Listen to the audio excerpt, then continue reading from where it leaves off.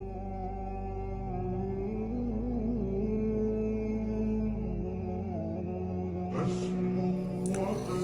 وہ مشہور واقعہ اب آنے لگا ہے جسے اصحاب سبت کا واقعہ کہتے ہیں، ہفتے والے دن کے لوگ، یعنی ہفتے کی نسبت کے ساتھ۔ جس طرح مسلمانوں کے لیے جمعے کا دن ہے، کرسچنز کے لیے اتوار کا دن ہے، یہودیوں کے لیے ہفتے کا دن اللہ تعالیٰ نے مقرر کیا تھا اسپیسیفکلی۔ گو مسلمانوں کو اللہ تعالیٰ نے اس طرح پابند نہیں کیا کہ صرف انہوں نے جمعے والے دن ہی اللہ اللہ کرنی ہے، وہ تو پوری زندگی کرنی ہے، لیکن ان کے لیے پورا ہفتے کا دن وقف تھا، وہ کوئی اور کام نہیں کر سکتے تھے سوائے اس کے کہ وہ خدا کے ساتھ اپنی کمٹمنٹ کریں گے، پورا دن عبادت میں گزاریں گے، اور ساتھ ہی ساتھ ان پہ دوسری آزمائش یہ ڈالی گئی تھی کہ ہفتے کے دن وہ شکار بھی نہیں کریں گے۔ مچھلیوں کا شکار جو ان کے لیے گزر بسر کا ذریعہ تھا، ہفتے کے دن نہیں کریں گے، باقی دنوں میں کریں، سٹور کر کے کھائیں، کوئی مسئلہ نہیں ہے۔ لیکن انہوں نے اللہ تعالیٰ کے حکم کی نافرمانی کی، اس کے بدلے میں اللہ تعالیٰ نے انہیں بندر اور خنزیر بنا دیا، وَلِعَوْذُ بِاللَّهِ تَعَالَى۔ یہ واقعہ مسلمانوں کے لیے اس اعتبار سے بڑا عبرت کا نشان ہے کہ اگلی امتوں کو دنیا میں ہی نافرمانیوں کی سزا مل جایا کرتی تھی۔ اس امت کے لیے نبی صلی اللہ علیہ وآلہ وسلم کی دعاؤں کی برکت سے دنیا میں کافی حد تک مسئلہ اللہ تعالیٰ نے ٹال دیا، لیکن آخرت میں عذاب ہوگا۔ یہ نہیں ہے کہ وہ معاف ہو جائے گا جو غلط حرکتیں کی۔ یہ اصحاب سبت کا واقعہ ہے، یعنی ہفتے والے دن سے متعلقہ لوگ، یہی وہ لوگ تھے جو بندر بنا دیے گئے، خنزیر بنا دیے گئے۔ یہاں پہ یہ واقعہ آ رہا ہے، وہ انشاءاللہ ہم تفصیل سے کور کریں گے۔ اس واقعے میں جو سب سے عبرت والی چیز ہے وہ یہ ہے کہ بنی اسرائیل کے لوگ 3 گروہوں میں بٹ گئے۔ ایک وہ لوگ تھے جنہوں نے کہا کہ ہم اللہ تعالیٰ کے اس حکم کی نافرمانی نہیں کریں گے، پلس جو لوگ نافرمان تھے انہیں وہ اس نافرمانی سے روکتے تھے۔ یہ سب سے اعلیٰ ترین درجہ ہے۔ دوسرے وہ لوگ تھے جو خود تو نافرمانی نہیں کرتے تھے لیکن نافرمانوں کو روکتے نہیں تھے۔ یہ سب سے آسان کام ہوتا ہے اس حوالے سے۔ کسی کی گالیاں نہیں کھانی پڑتی، آپ کو مخالفت نہیں سہنی پڑتی، کیونکہ جب آپ کسی کو روکیں گے تو ظاہر ہے پھر آپ کی بدنامی وہ کرے گا، آپ کو دشمنی مول لینی پڑ جائے گی۔ یہ دوسری کیٹیگری تھی، میٹھی میٹھی بات کرنے والے لوگ، صرف فضائل اعمال سنانے والے لوگ، برائی سے روکنے والے نہیں، صرف امر بالمعروف کرنے والے لوگ، نیکی کا حکم دینے والے لوگ، نہی عن المنکر، برائی سے روکنے والے نہیں۔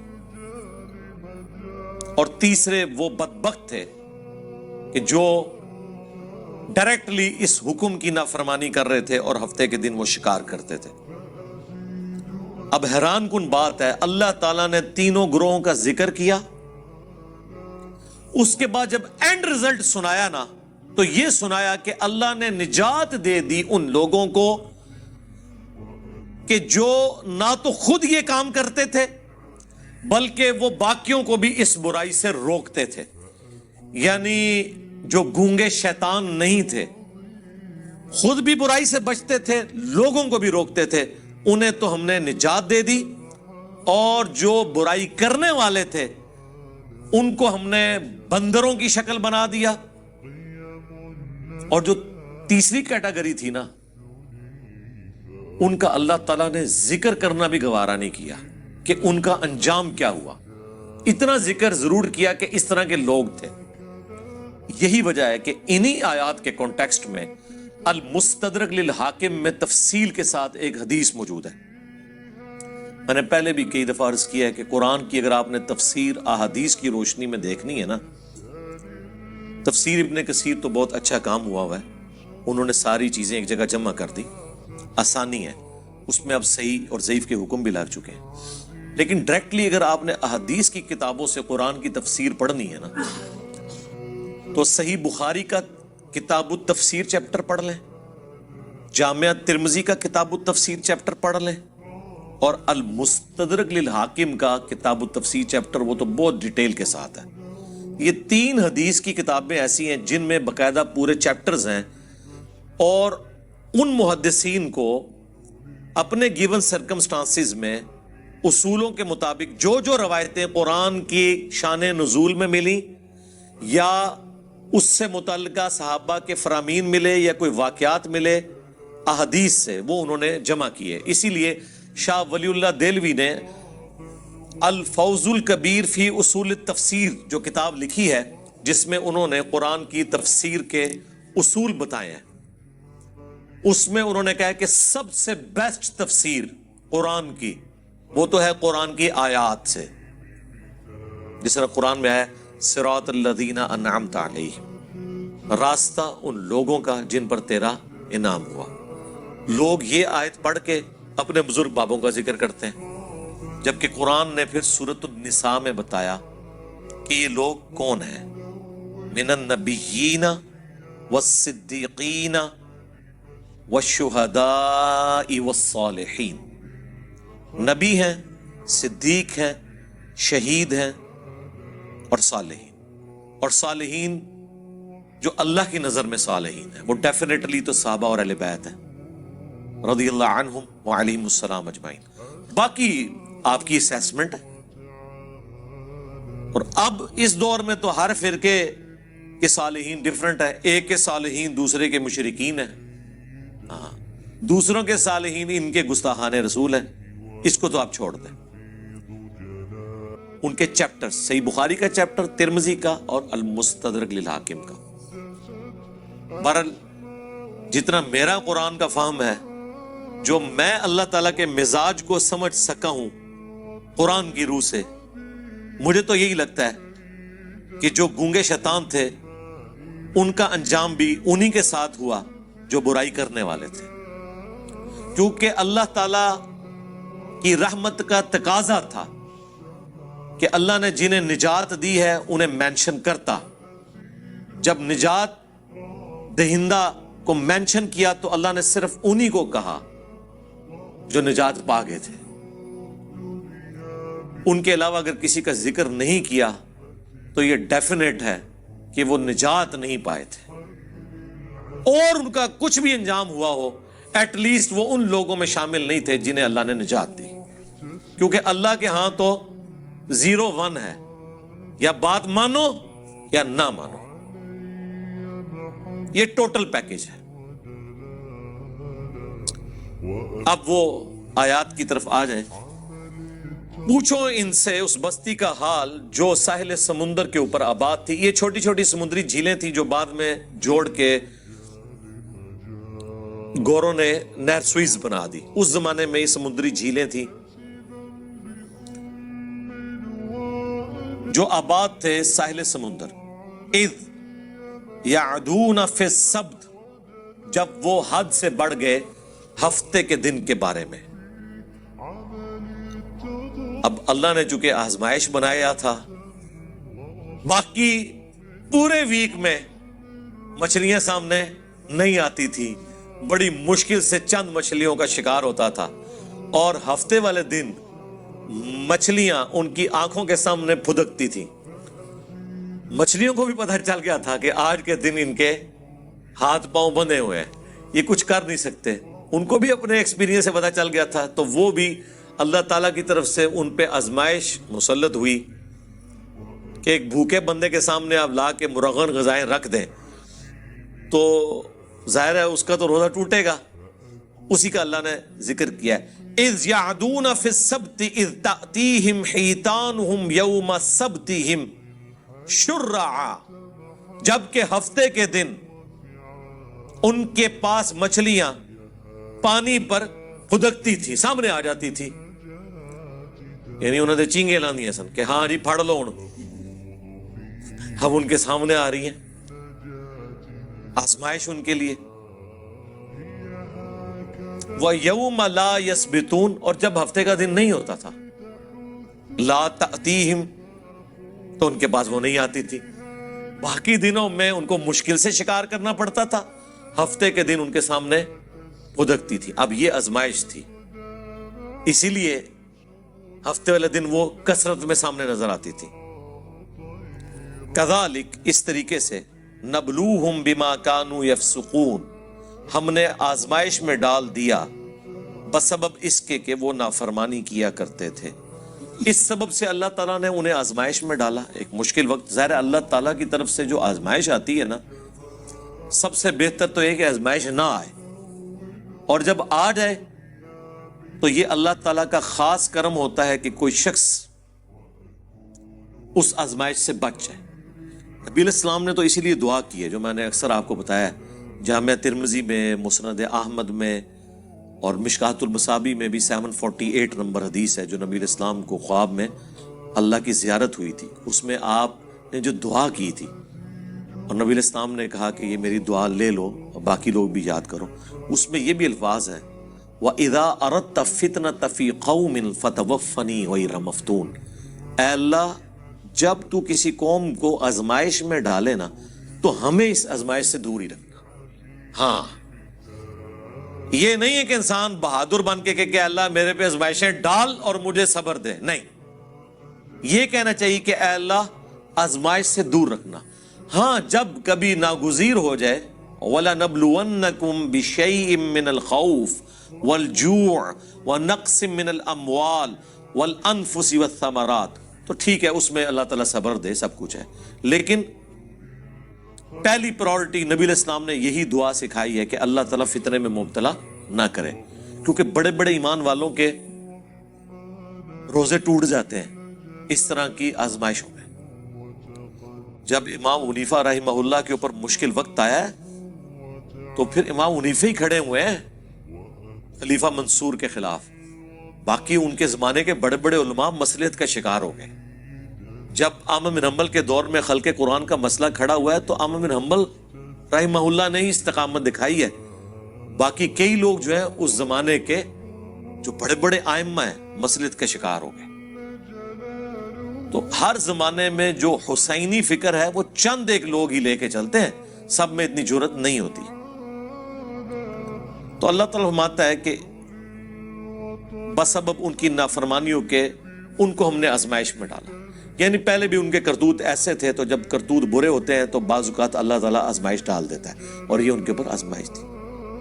وَإِذْ قَالَتْ أُمَّةٌ مِّنْهُمْ، جب ان میں سے ایک گروہ نے کہا، لِمَ تَعِظُونَ قَوْمًا، کیوں تم ایسی قوم کو واضح نصیحت کرتے ہو، قَوْمًا اللَّهُ مُهْلِكُهُمْ، کہ جس قوم کو اللہ تعالیٰ ہلاک کر دے گا، او معذبہم عذابا شدیدا، یا انہیں شدید عذاب دینے والا ہے. یعنی کیوں سمجھاتے ہو ان نافرمانوں کو، چھوڑو، انہوں نے اپنی قبر میں جانا ہے، تم نے اپنی قبر میں جانا ہے، چپ کر کے تم تو برائی نہیں کر رہے نا، ان کو ان کے حال کے اوپر چھوڑ دو. ان کا جواب سنیں کیا ہے. قالو، وہ کہنا شروع ہو گئے اس کے جواب میں، معذرتاً الی ربکم ولعلہم یتقون، ہم تو یہ اس لیے ان کو برائی سے روک رہے ہیں کہ اپنے رب کے حضور عذر پیش کر سکیں کہ یا اللہ جو ہم سے بن پڑی، ہم نے برائی کو روکنے کی کوشش کی. اور دوسرا مقصد یہ ہے لعلہم یتقون، کہ شاید ہماری نصیحت سے یہ ڈر جائیں اور یہ بھی اپنی آخرت برباد ہونے سے بچا لیں. یہ سیکنڈری مقصد ہے جو میں اکثر کہتا ہوں کہ ہم یہ جو دعوت و تبلیغ کا کام کر رہے ہیں، لوگوں کو برائی سے روک رہے ہیں، اچھائی بتا رہے ہیں، عقیدے کی خرابیاں ہائی لائٹ کر رہے ہیں، اس میں پرائمری جو ہمارا مقصد ہے وہ اپنی آخرت کی فکر ہے، کسی دوسرے کی آخرت کی فکر نہیں ہے، وہ سیکنڈری چیز ہے. سب سے پہلے تو ہمیں ہماری طرف سے پوری دنیا جہنم میں چلی جائے ہمیں تو فرق نہیں پڑتا، ہمیں تو فرق اس بات سے پڑتا ہے کہ ہم نہ کہیں جہنم میں چلے جائیں. پہلی ایفرٹ تو ہماری اپنی ذات کے لیے ہوگی، او انفسکم واہلیکم نارا، بچاؤ اپنے آپ کو اور اپنے گھر والوں کو جہنم کی آگ سے. باقیوں کی بعد میں فکر کریں گے، افریقہ کے جنگلوں میں لوگ کدھر جا رہے ہیں وہ بعد میں دیکھیں گے، پہلے تو اپنے گھر میں لوگ کدھر جا رہے ہیں وہ دیکھیں گے. پہلے تو ہم خود قرآن و سنت سے اپنی اصلاح کی کوشش کریں گے تو ان کا اپنے رب کے حضور معذرت کر سکیں، ہم عذر پیش کر سکیں کہ یا اللہ ہم نے وہ چاروں شرائط پوری کی تھی، الا الذین آمنوا وعملوا الصالحات، یہ تو آسان ہے، ایمان لاؤ نیک اعمال کرو، لیکن وتواصوا بالحق، حق بات کی وصیت کرنا مشکل ترین کام، اور اس کے بعد اس کا منطقی انجام، وتواصوا بالصبر، پھر تکلیف آئے گی تو صبر اختیار کرنا ہے۔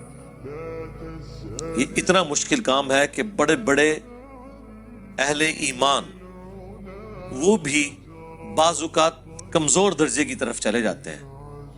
ہر بندے میں یہ حوصلہ نہیں ہوتا کہ حالات و واقعات کا وہ مقابلہ کر سکے۔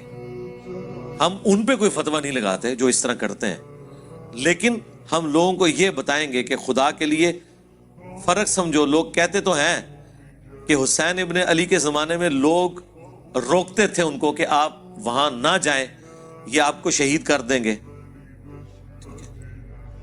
تو کیا وہ لوگ غلط تھے اور حسین ابن علی اکیلے ٹھیک تھے؟ میرے بھائی پہلے تو آپ اپنی اصلاح کریں۔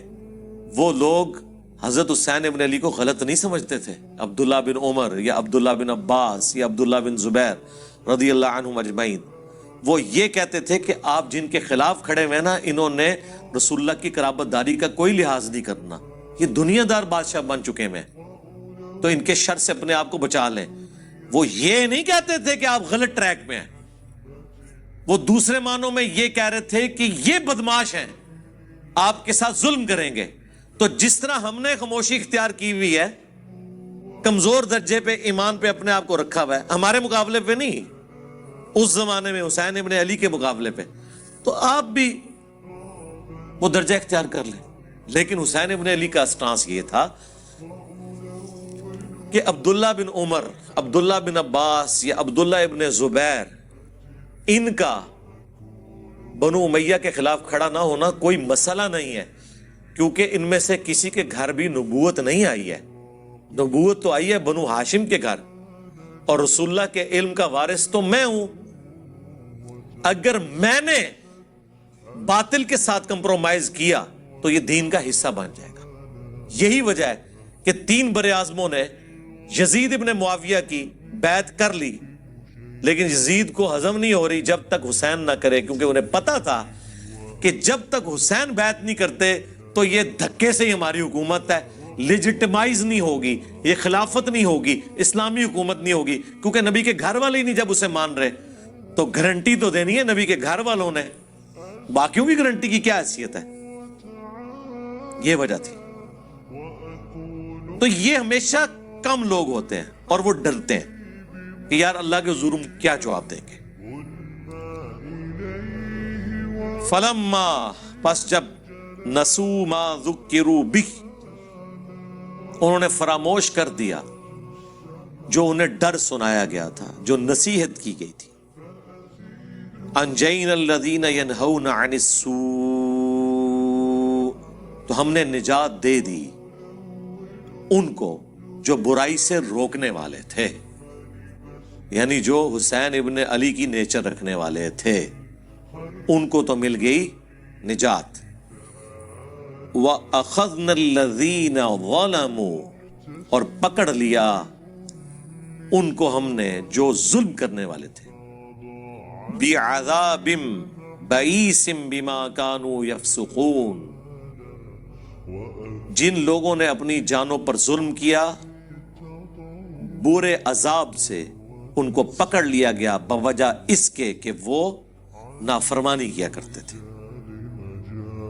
فَلَمَّا عَتَوْا عَمَّا نُهُوا، جب انہوں نے سرکشی کی اس سے جس سے ان کو روکا گیا تھا، مَا نُهُوا عَنْهُ، جس سے وہ لوگ روکے گئے تھے، قُلْنَا لَهُمْ كُونُوا قِرَدَةً خَاسِئِينَ، تو ہم نے ان سب کے سب کو کہا کہ بن جاؤ پھٹکارے ہوئے بندر۔ بس اللہ نے تو پھر کن فیکون ہی ہوتا ہے، کہا اور وہ بن گئے۔ اللہم لا تجعلنا منہم، اللہم احسن عاقبتنا فی الامور کلیہا وَأَجِرْنَا مِنْ خِزْيِ الدُّنْيَا وَعَذَابِ الْآخِرَةِ آمین۔ اللہ اکبر۔ اب یہ واقعہ یہاں پہ مکمل ہو گیا ہے۔ دیکھ لیں ان اٹینڈڈ ہے وہ گروہ۔ اللہ نے 2 گروہوں کا ذکر کر دیا، جو روکنے والے تھے وہ نجات پا گئے، اور جو کرنے والے تھے وہ تباہ و برباد ہو گئے، اللہ نے ان کو بندر بنا دیا۔ لیکن جو تیسری کیٹیگری تھی نا، جو کہہ رہی تھی کہ تانوں کیڑی لوڑ ہے، تسی اپنی قبر وچ جانا ہے، انہوں نے اپنی قبر وچ جانا ہے، آپ کو کیا تکلیف ہے، ان کو اللہ تعالیٰ نے اس قابل بھی نہیں سمجھا کہ ان کے انجام کا ذکر کرے، اچھا یا برا۔ اللہ۔ وَإِذْ تَأَذَّنَ رَبُّكَ، اور یاد کرو جب تمہارے رب نے یہ اعلان کیا تھا، لَيَبْعَثَنَّ عَلَيْهِمْ إِلَى يَوْمِ الْقِيَامَةِ، کہ ضرور اللہ تعالیٰ بھیجتا رہے گا ان پر قیامت کے دن تک، مَن يَسُومُهُمْ سُوءَ الْعَذَابِ، ایسے ان کے اوپر حکمران مسلط ہوں گے، ایسا جابر حکمران ان کے اوپر آتے رہیں گے جو انہیں عذاب دیں گے، برا تکلیف دیں گے دنیا میں۔ حتیٰ کہ وہ بنی اسرائیل کے جو 2 عروج اور 2 زوال کا ذکر ہے سورہ بنی اسرائیل کے آغاز میں، اس میں اللہ تعالیٰ نے فرمایا ہم نے اپنے سخت لڑائی لڑنے والے بندے مسلط کر دیے، کس کے اوپر؟ بنی اسرائیل کے اوپر، اور انہوں نے بیت المقدس کی اینٹ سے اینٹ بجا دی۔ اللہ نے ان کافروں کو اپنی طرف منسوب کیا کہ ہم نے یہ مسلط کیے۔ اس امت کے اوپر بھی اللہ نے مسلط کیے، تاتاری اینٹ سے اینٹ بجائی انہوں نے بغداد کی۔ اللہ عذاب جب دلواتا ہے نا تو وہ اپنی مخلوق کے ذریعے دلواتا ہے، اور اس وقت وہ مسلط ہوئے ہوتے ہیں۔ پھر تاتاریوں نے سرکار نہ کوئی بزرگ دیکھا ہے، نہ کوئی غوث دیکھا ہے، نہ کوئی کتب دیکھا ہے، وڈ کے پرے ماریا ہے۔ سارے بزرگوں کے حالات لکھنے والے جو شیخ فرید الدین عطار تذکرۃ الاولیاء جنہوں نے لکھی ہے، ان کو بھی تاتاریوں نے قتل کیا ہے، بچے کوئی نہیں، ٹھیک ہے، کیونکہ اللہ کی طرف سے تاتاری مسلط ہوئے تھے مسلمانوں پہ۔ تو اللہ نے فرمایا کہ بنی اسرائیل کے ساتھ بھی میں یہ کرتا رہوں گا۔ اچھا، اس میں یہ نہ سمجھیے گا کہ ان کے آباء و اجداد کی سزا ان کی اولادوں کو مل رہی ہے، نہیں۔ بنی اسرائیل میں سے جن لوگوں نے حق قبول کر لیا وہ اس عذاب سے بری ہو گئے۔ عبداللہ بن سلام جیسے لوگ بھی تو موجود تھے نا، یہودی عالم جنہوں نے اسلام قبول کیا۔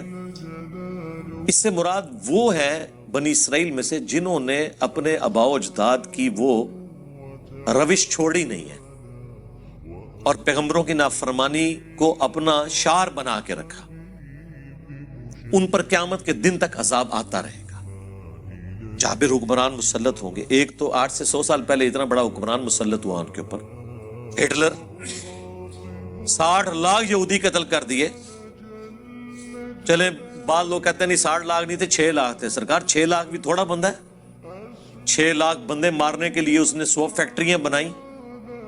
اس نے جو کچھ کیا وہ غلط کیا، لیکن جن کے ساتھ ہوا اللہ تعالیٰ کی عذاب کی گرفت میں تھے وہ۔ ان ربک لسریع العقاب، بے شک تیرا رب عذاب دینے میں جلدی فرمانے والا ہے، لیکن بعض اوقات ڈھیل بھی دے دیتا ہے، لیکن دنیا میں بعض اوقات تھوڑا بہت مزہ ضرور چکھاتا ہے، آخرت کا تو عذاب پکا ہے۔ وَإِنَّهُ لَغَفُورٌ رَحِيمٌ، اور سائملٹینیس کنٹراسٹ ہے، اور بے شک وہ ضرور بالضرور بخشنے والا مہربان ہے۔ یعنی آج بھی اگر کوئی دعوت حق قبول کر لے تو اللہ تعالیٰ اس کے اوپر مہربان ہے۔ وَقَطَّعْنَاهُمْ فِي الْأَرْضِ أُمَمًا، اور ہم نے ان کو بانٹ دیا زمین میں کئی گروہوں کے اندر۔ یہ بھی اللہ تعالیٰ کی طرف سے ایک سزا ہوتی ہے کہ آپ کی یونٹی ختم ہو جائے۔ آج مسلمان بھی دیکھیں نا کئی گروہوں میں بٹ گئے ہیں، فرقہ واریت کے اعتبار سے بھی، ایون لسانیت کے اعتبار سے بھی آج بھی وہ تفریق باقی ہے، اجمی اور عربی والی۔ سب کانٹیننٹ کے لوگوں کو عربی کس طرح ڈیل کرتے ہیں؟ اپنے غلاموں کی طرح۔ تو اس طرح کی تفریق شروع ہو جاتی ہے۔ پھر صرف جمعے کے خطبوں میں رہ جاتا ہے کہ کسی عربی کو اجمی پر، کسی کالے کو سفید پر، کسی سفید کو کالے پر، کسی سرخ کو سیاہ پر، کسی سیاہ کو سرخ پر. کوئی فضیلت حاصل نہیں ہے. مسند احمد میں جو خطبہ ہے رسول اللہ صلی اللہ علیہ وآلہ وسلم کا حجۃ الوداع کا، تقریروں تک تو رہتا ہے، لیکن جیسے ہی ممبر سے نیچے اترتے ہیں پھر وہ ڈیفرنس شروع ہو جاتے ہیں.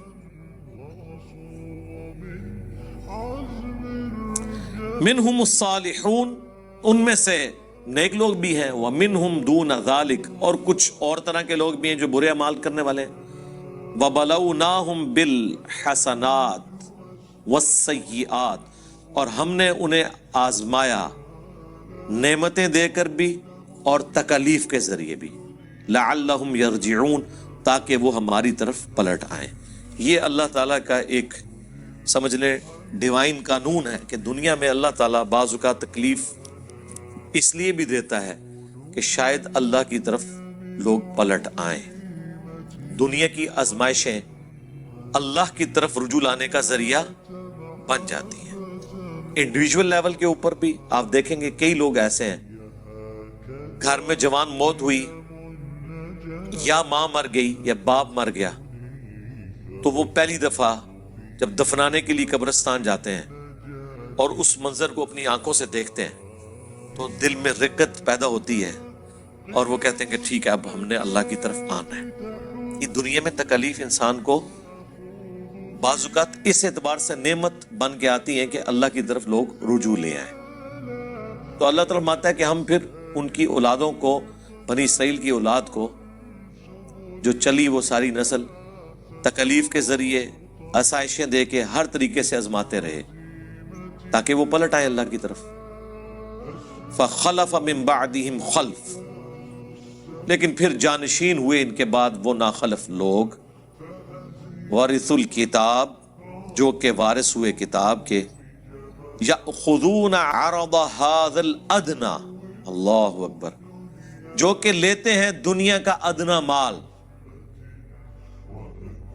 وَيَقُولُونَ، اور ساتھ یہ بھی کہتے ہیں، یعنی دین بیچتے ہیں. اور ظاہر ہے اس سے مراد عام لوگ نہیں تھے، بنی اسرائیل کے علماء تھے.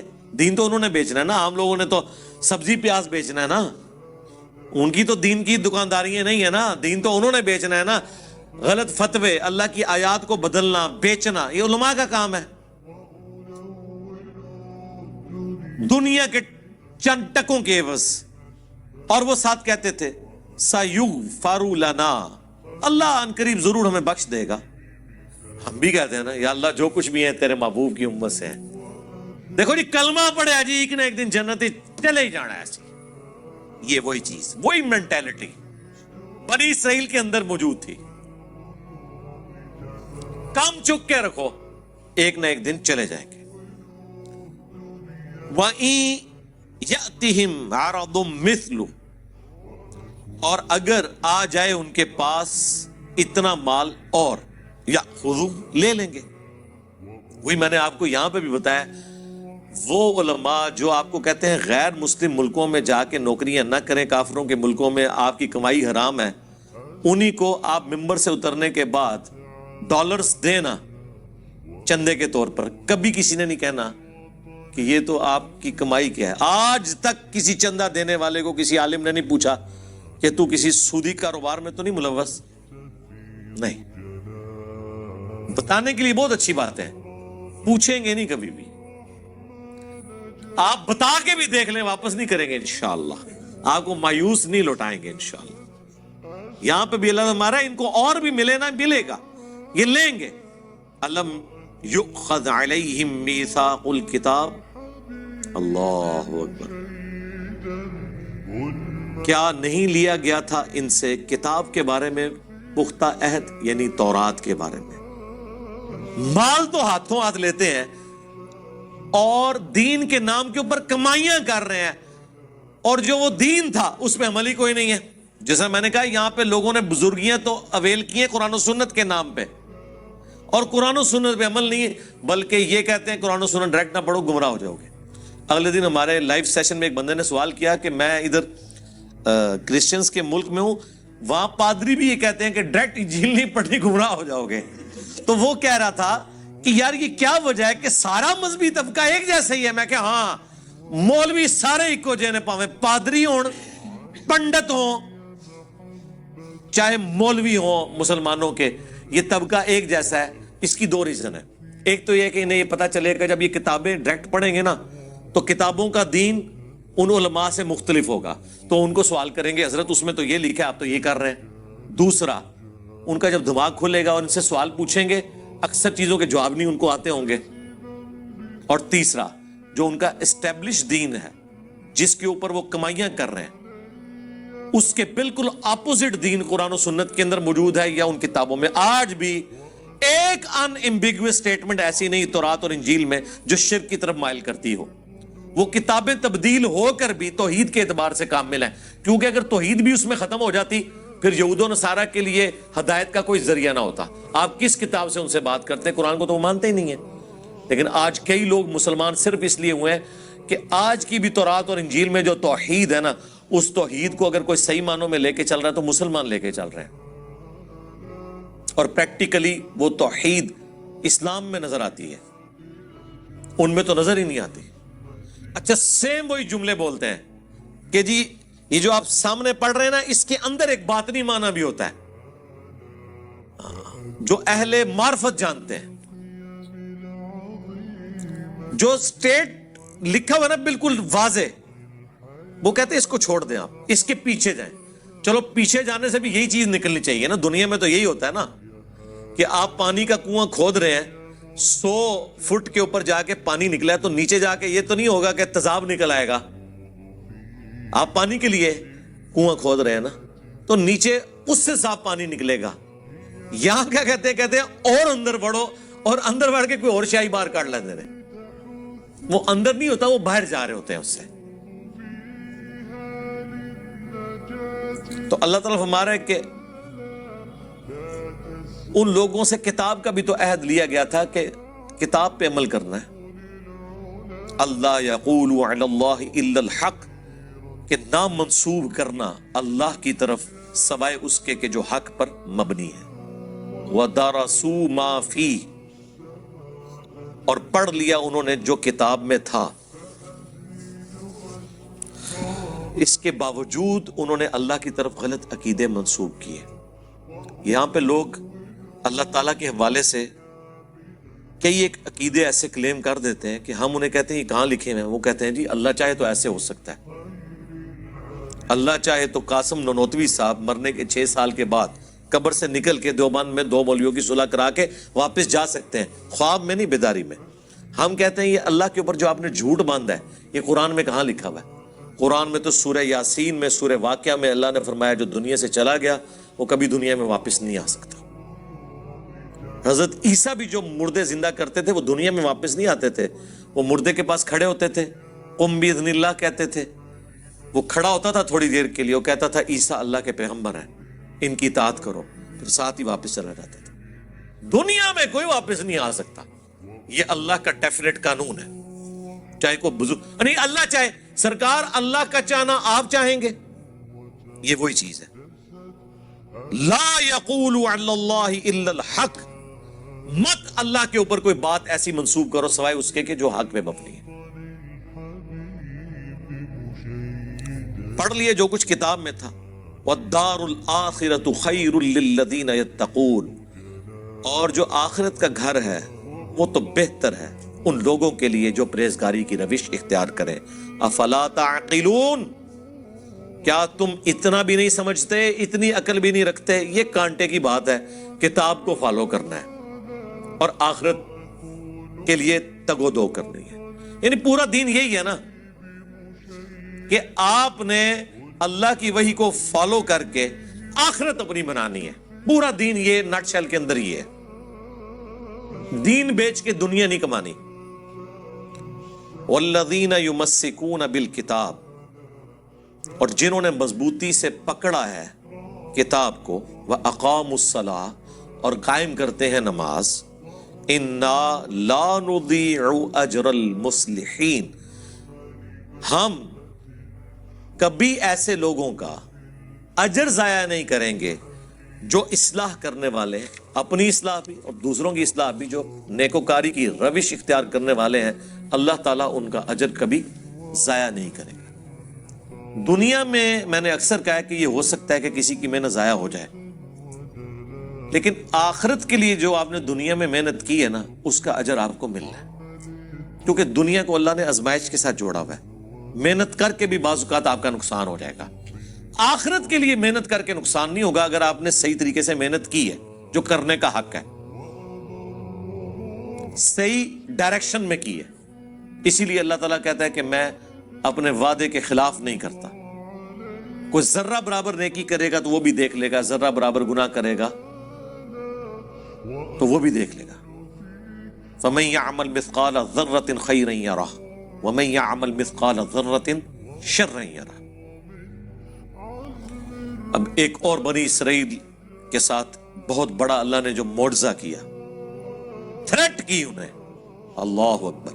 وَإِذْ نَتَقْنَا الْجَبَلَ فَوْقَهُمْ, اور یاد کرو وہ وقت جب ہم نے اٹھا لیا تھا تم پر پہاڑ, كَأَنَّهُ ظُلَّةٌ, یہاں تک کہ وہ سائبان بن گیا.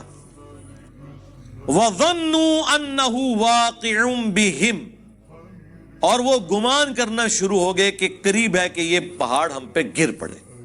اللہ تعالیٰ نے کوہ طور پہاڑ کو بلند کر کے بادل کی شکل میں 6 لاکھ بنی اسرائیل کے اوپر کروڑوں ٹن کا پہاڑ ہے. یہ دھمکی لگائی جا رہی ہے, پکڑو تورات کو, ادروائز ڈگیا جو توڑے ہوتے. اتنی وڈنی تھریٹ. خذوا ما آتیناکم بقوہ, پکڑو اس کو جو ہم نے تمہیں عطا کیا ہے پوری قوت کے ساتھ. قوت کے ساتھ یہ نہیں ہے کہ مطلب وہ گر نہ جائے, مراد یہ ہے کہ اس کے ایسن کو فالو کرو, اس کی روح کو فالو کرو. وَاذْكُرُوا مَا فِيهِ, اللہ اکبر, اور یاد کرو جو کچھ اس کے اندر ہے اسے فالو کرو. لَعَلَّكُمْ تَتَّقُونَ, تاکہ تم پرہیزگار بن سکو, ڈر جاؤ. تو یہ بنی اسرائیل سے اللہ تعالیٰ نے عہد لیا تھا.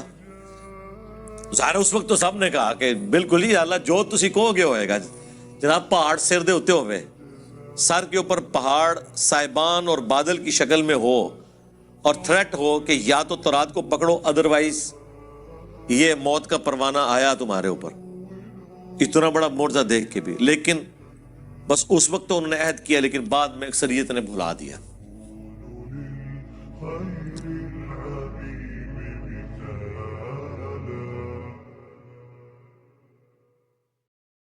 This is your brain when you're struggling to focus. And this is your brain when you're in the zone.